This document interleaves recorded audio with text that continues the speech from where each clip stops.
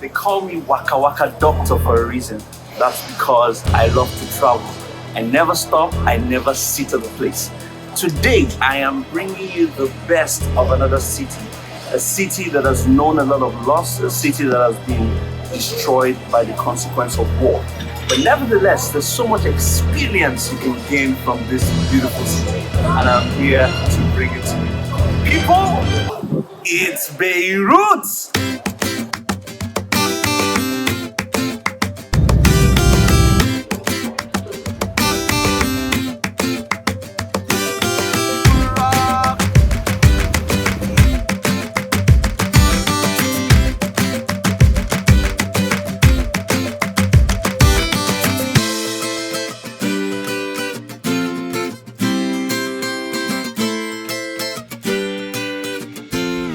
Run.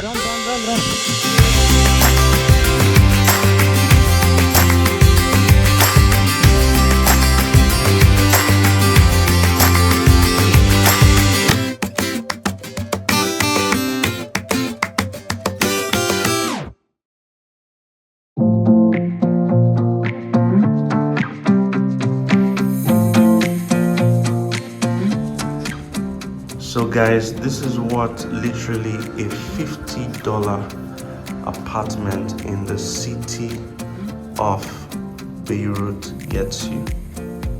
$50 per night. I love the Mediterranean feel, the Arabic style. Look at that. Look at that. Look at that. And the designs are so beautiful. Look at that. Bathroom.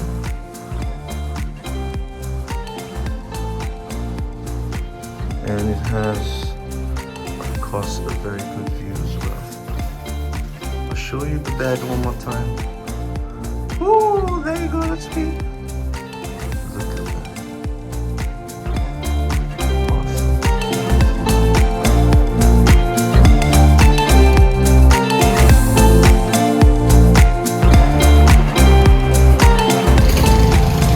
Alright guys, I am in the city of Beirut, Lebanon, and the first thing you want to see when you visit Beirut is the National Archaeological Museum.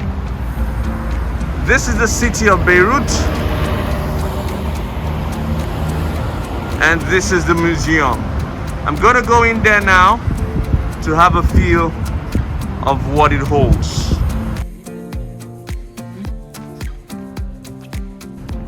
So I found this sarcophagus, which of course housed King Halaram, the king of Byblos.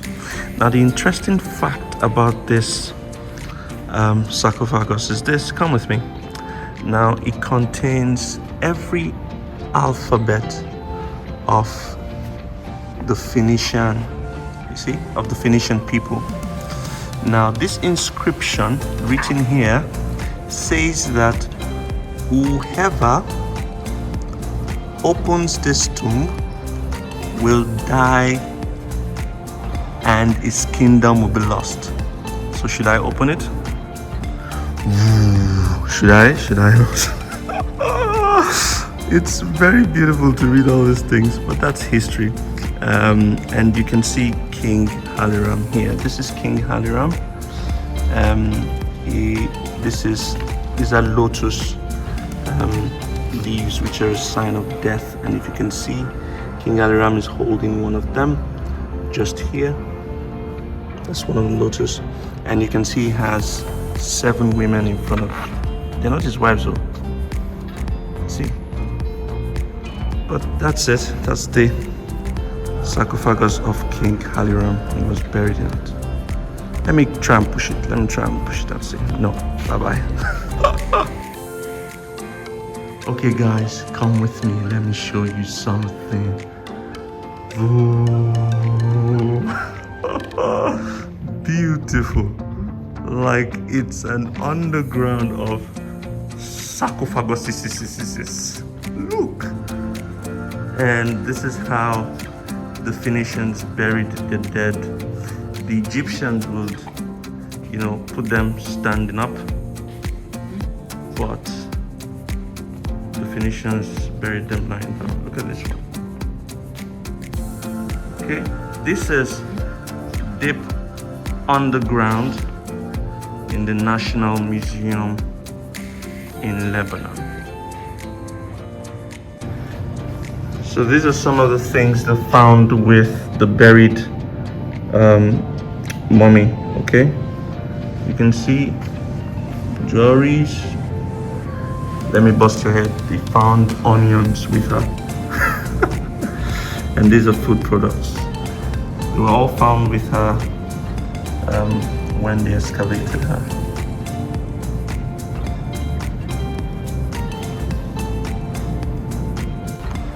This is Hygeia, the goddess of hygiene.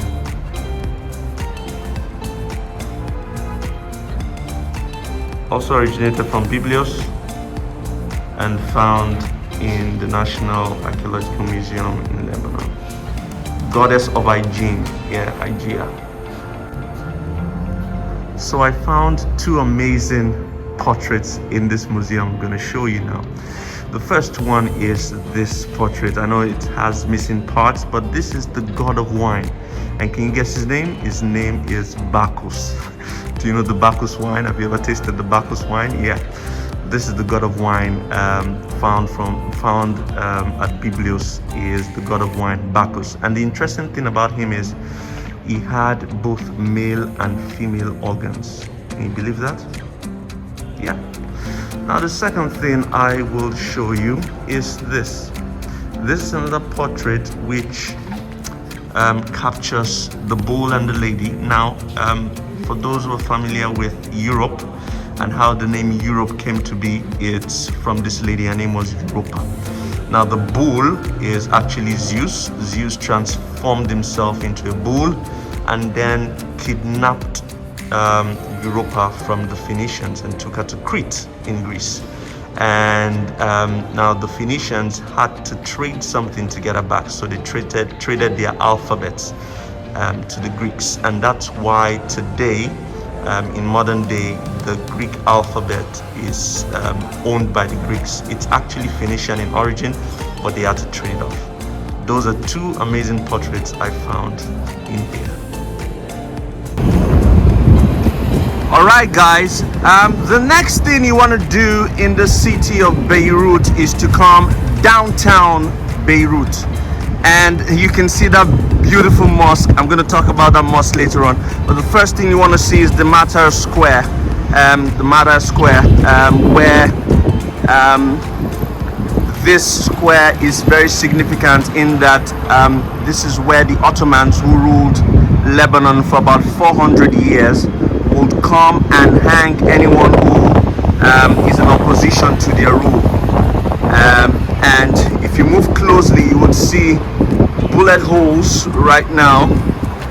You see them? Those are holes from the revolution or the civil war in 1975, which held in Lebanon. But this is now a garden of graffiti. Here you go. This is the Martyrs Square. The next thing you want to see when you come downtown Beirut is the Amin Mohammed Mosque, which is named after Prophet Muhammad sallallahu alaihi wasallam, and it's one of the significant monuments you have to see in downtown Beirut. Just next to it is the burial ground of Rafiki, who was one time Prime Minister of Lebanon, and there's a whole lot of history surrounding his death. He was assassinated by Syrians through a bomb blast in his car, and this is where he was buried. Now if you look closely, you can see a cross which is just sitting next to the mosque, it's actually a church. Okay, and the funny history about these two buildings is that when they were built, there was a ploy to see the Muslims wanted their mosque taller than the church, but in reality they're actually the same height. It depends on where you look from. Okay, but you have the church just next to, this is a church, and you have the mosque. So one of the things you have to see when you come downtown Beirut. Hello, Waka Doctor. Yes, this is another section of downtown Beirut where you have a lot of people experiencing the life in this market square, and people come to buy different kind of things. It's a general market where people buy stuff. Okay, and they have the House of Mall here where you have all the iron stuff, you know, Pandora, Gucci, and the likes. Hello. How are you? This is my Beirut friend. Yes. You're going on my YouTube channel. You know that? What's your name? Manar. Manar. You speak English? Yeah. Tell me a little about Beirut. Beirut is a beautiful capital of Lebanon. Take off your mask. Let's see your beautiful face. Yeah, see, Beirut women are very beautiful, I'm told. So yeah, tell us about Beirut. Here all the people is going to has the hospitality, and they love all the strangers who come from other countries. And we're enjoying our life despite all the problems. Troubles, that yes, are, yes. that are I've seen a bit of Beirut and I love it. So guys, this is my friend, and I've also met her here at downtown Beirut, and she has a message to pass across. Thank you so much for being here, Waka Doctor. Today you are at Souq al-Balad. Souq al-Balad is an initiative by Ardna Association, which stands for Association for Rural Development and National Aid. We started here in Beirut Souks 1 month ago. Here you have around 60 producers. They come, small-scale producers, they come from all over Lebanon. We give them a free space to come here and sell their stuff. And our team is there to help them out, to help them empower them, help them expand their brand. And you're most welcome to come here every Saturday. Wow, thank you for awesome. being here. Thank you very much. Thank so you. guys, this space is given out for free to small-scale producers across Lebanon, just to make profit. That's a very noble thing to do. So this is downtown Beirut. My friends, anytime you find yourself in Beirut, another thing you must see is the Raouche. The Raouche. Look at it. Now I am going to attempt to take a boat ride underneath this beautiful, enormous rock, and I'll show you the beauty it's made up of. Beautiful. I'll catch you down there shortly. This is definitely an experience you want to have when you get to Beirut. Look at that. Beautiful. Let me show you around. Awesome. Look at my friends. Hello. Isn't it beautiful? Look at that. So I was at the top. Remember I showed you videos from the top, and we're gonna go into it. Woohoo! Look at that. Can you see this beauty? Just look at that. Awesome. Oh my God. Oh my God.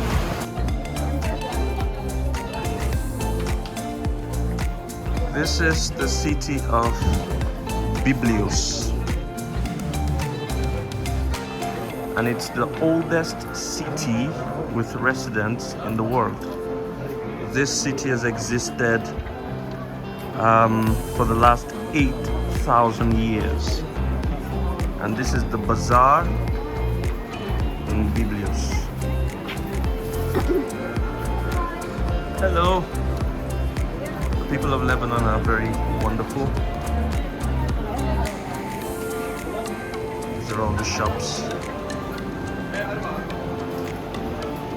So today, that's it. Byblos. This is the port down in Byblos. And you see that fort over there was built by the Ottomans to kind of narrow down the port. But all here is the seaside in Byblos. Beautiful. And people would come here, fish, boat rides, and whatnot. So it's one of the things you have to see when you come to Lebanon, Byblos in particular.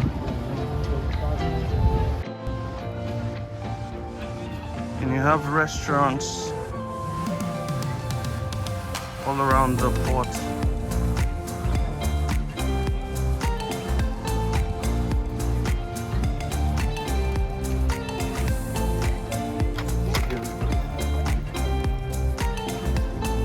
People fishing.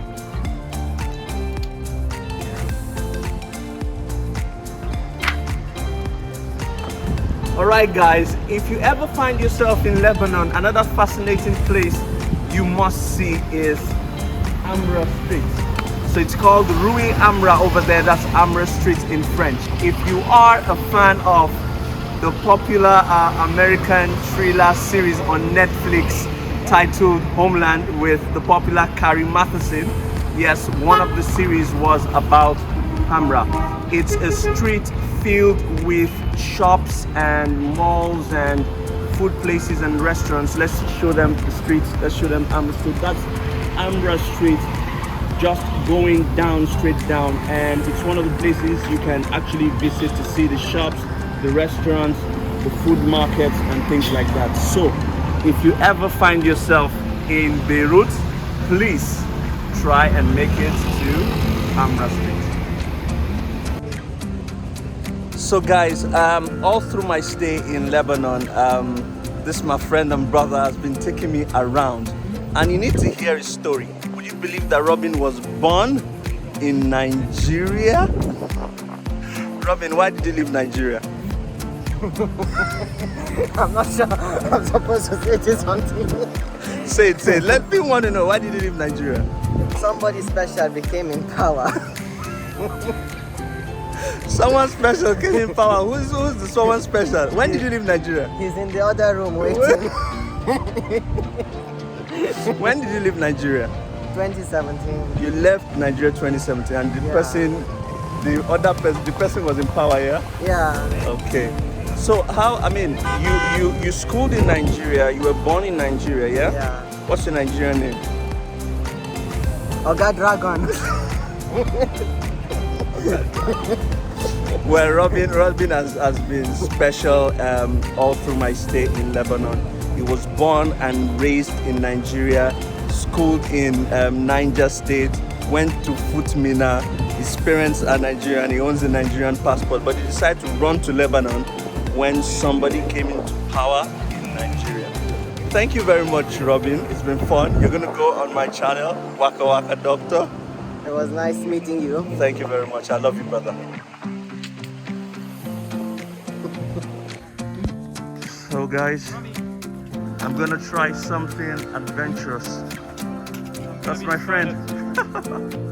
My friend, my pilot. I'm gonna do something very adventurous, guys.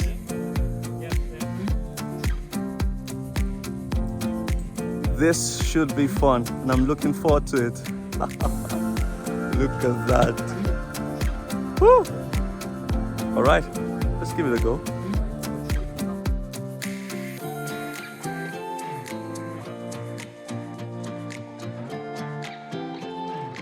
Don't sit, run. You have